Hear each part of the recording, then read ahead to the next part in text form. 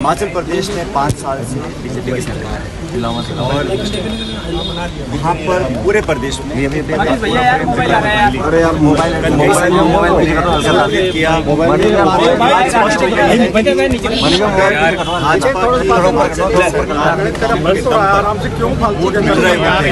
सरकार रिपीट हो रही होती तो हर हफ्ते प्रधानमंत्री जी और गृह मंत्री जी उस छोटे से राज्य में बार बार समय नहीं करते और बार बार कहा जा रहा है कि वो डबल इंजन की सरकार है, डबल इंजन की सरकार है।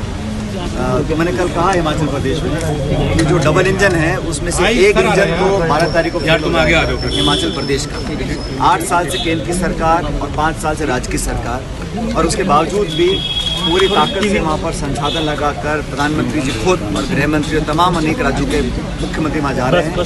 इसका मतलब स्पष्ट है कि हिमाचल की सरकार के कामकाज के दम पर भाजपा वहाँ वोट हासिल नहीं कर पाएगी और वहाँ पर कांग्रेस ने बहुत सोच समझ कर बार अच्छी किए हैं। हमने वहाँ पर जो वादे किए हैं उसमें लगभग 1 लाख लोगों को नौकरी की बात हमने कही है और हर महिला जो 18 साल से ज़्यादा है उसको 1500 रुपये का मासिक रोजगार हमारी सरकार बनने के बाद हम लोग देंगे।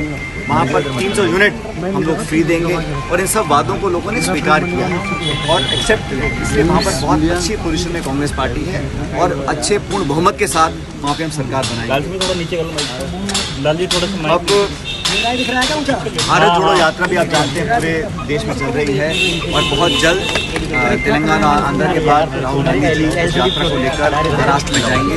संभवतः 7 नवंबर को वो यात्रा महाराष्ट्र में आएगी और भारत जोड़ो यात्रा से जो संदेश जा रहा है पूरे देश में वो एकजुटता का है, अहिंसा का है, आपस में प्यार मोहब्बत रखने का है और देश में 70 साल से जो संवैधानिक संस्थाओं को हम लोगों ने सिंचित किया है, जो ताकतें आज दिल्ली में बैठकर उन संस्थाओं को खोखला करने का काम कर रही हैं, आपस में द्वेष की भावना फैलाई जा रही है, आपस में टकराव जो हो रहा है समाज के अंदर और एक कड़वाहट जो राजनीति में आई है उसको परे हटकर सबको साथ लेकर चलने की जो कोशिश राहुल गांधी जी कर रहे हैं इस यात्रा के माध्यम से उसको लोगों ने पसंद किया और दिसंबर के महीने में वही यात्रा मध्य प्रदेश होती हुई राजस्थान झालावाड़ के रास्ते राजस्थान में प्रवेश करेगी और मुझे लगता है कि हम लोग पूरी तैयारी के साथ उस यात्रा को स्वागत करने के लिए हम तैयार हैं।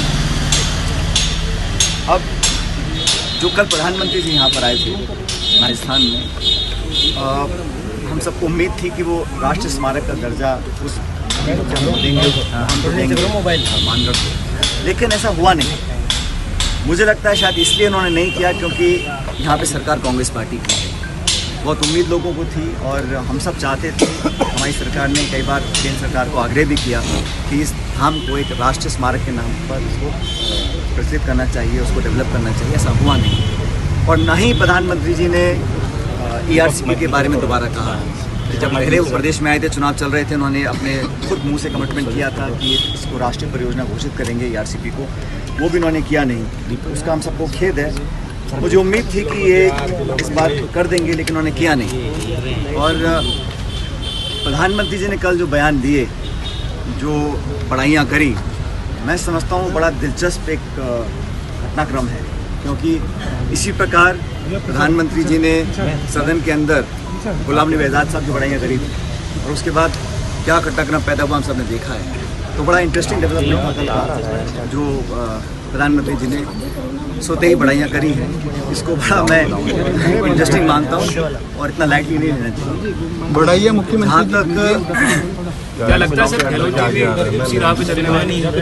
जहाँ तक राजस्थान के संदर्भ की बात है, आप सब जानते हैं कि 25 सितंबर को एक CLP की मीटिंग कॉल की गई थी। वो मीटिंग हो नहीं पाई और उसके लिए खुद मुख्यमंत्री जी ने सॉरी फील किया और माफ़ी मांगी पार्टी से भी और अध्यक्ष सोनिया गांधी। उसके बाद जो ऑब्जर्वर्स यहाँ पर आए थे, माखन जी और खड़गे साहब, उन दोनों ने भी उसको बहुत गंभीरता से लिया और उस सबका संज्ञान लेने के बाद AICC ने इसको एक इनडिसिप्लिन का मामला माना और फिर 3 लोगों को नोटिस दिया।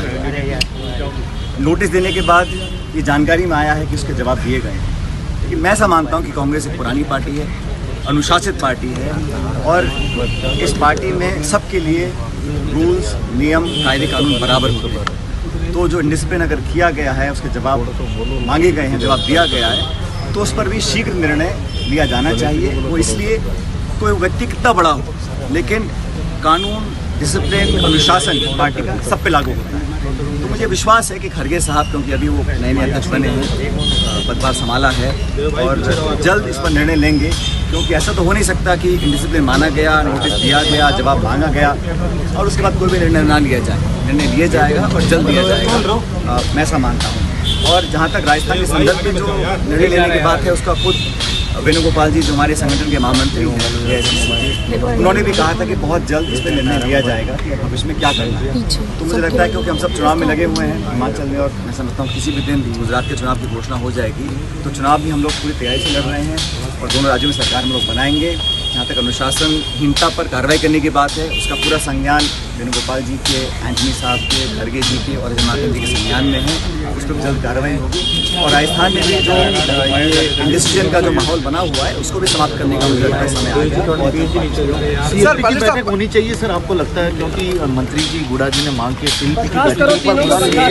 सीएपी की जो बैठक थी वो कॉल की गई थी, बैठक हुई नहीं, एक पहले बैठक हुई, तो पूरी पार्टी इस बात को जानती है। और मुझे लगता है कि बहुत जल्द इस पर जो इस मामले को पूरा ठीक करने का जो कदम उठाने का टाइम है वो आ गया है और उस पर पार्टी कार्रवाई। पायलट साहब, राजस्थान में अगला विधानसभा का चुनाव होने में करीबन महज 13 महीने के करीब रह गए हैं। ऐसे में क्या आपको लगता है कि अगर यहाँ पर नेतृत्व परिवर्तन होना है तो उसके लिए एक टाइमलाइन फिक्स हो जानी चाहिए, या फिर कम से कम CLP मीट के लिए टाइमलाइन फिक्स? सारे निर्णय हैं ये अखिल भारतीय कांग्रेस कमेटी लेती है, और किसको किस पद पर आसीन करना है, क्या जिम्मेदारी देनी है, इसका निर्णय भी अखिल भारतीय कांग्रेस कमेटी लेती है। आप बिल्कुल ठीक कह रहे हैं, समय बहुत कम बचा है, 13 महीने का समय सिर्फ बचा है।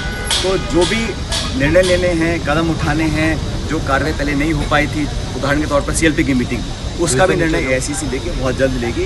लेकिन चुनाव भी हमारे चल रहे हैं, अब मत भूलिए कि बड़े महत्वपूर्ण चुनाव हैं। और जो JP नड्डा साहब जो भाजपा के अध्यक्ष हैं, वो हिमाचल से आते हैं, और गुजरात जहाँ के प्रधानमंत्री और गृह मंत्री हैं, उनका गृह राज्य है। तो दोनों राज्य हमारे महत्वपूर्ण हैं। पूरी ताकत के साथ हम कैंपेन कर रहे हैं दोनों राज्यों के अंदर, और मैं जैसा आपको पहले कहा, बहुत अच्छा वातावरण हमारे पक्ष में बन चुका है दोनों राज्यों के अंदर, और वहाँ पे हम जीत हासिल करेंगे। हम सबका एक सामूहिक इच्छा हमारी है। जहाँ तक राजस्थान का सवाल है, उसके बारे में अपनी बात में आपको रखा। पायलट साहब, कल जिस तरीके से मंच पे देखने को मिला कि बहुत देर तक बातें हुई, दोनों ने आपसी तालमेल से एक दूसरे की तारीफ भी की।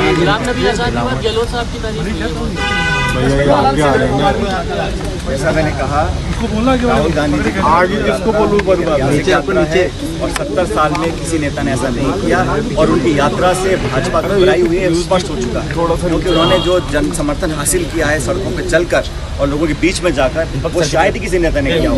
भाषण देना, बयान जारी करना, टेलीविजन डिबेट करना अलग बात है, लेकिन रोज 30 किलोमीटर चलना और 1200 किलोमीटर चल चुके हैं, तो छोटी बात नहीं है। और उनके साहसी कदम से भारतीय जनता पार्टी तमाम विपक्ष बहुत बौखलाया हुआ है। निश्चित रूप से ये यात्रा पॉलिटिकल नहीं है, लेकिन इसका संदेश जो है वो निश्चित रूप से कांग्रेस पार्टी को ताकत देने का काम करेगा। और मैं ऐसा मानता हूं कि जैसे अलग अलग राज्यों में आते हैं, जब तमिलनाडु में थे अच्छा स्वागत हुआ, केरला में उससे बढ़िया हुआ, और कर्नाटक में तो ऐतिहासिक स्वागत हुआ। इसके बाद तेलंगाना, आंध्रा, जैसे जैसे यात्रा आगे बढ़ रही है वैसे वैसे बहुत व्यापक जन समर्थन राहुल जी को मिल रहा है। इसको देखकर कांग्रेस जन में उत्साह है, और राहुल गांधी जी जिस रास्ते पर निकले हैं वो सच में ऐतिहासिक और साहसी है।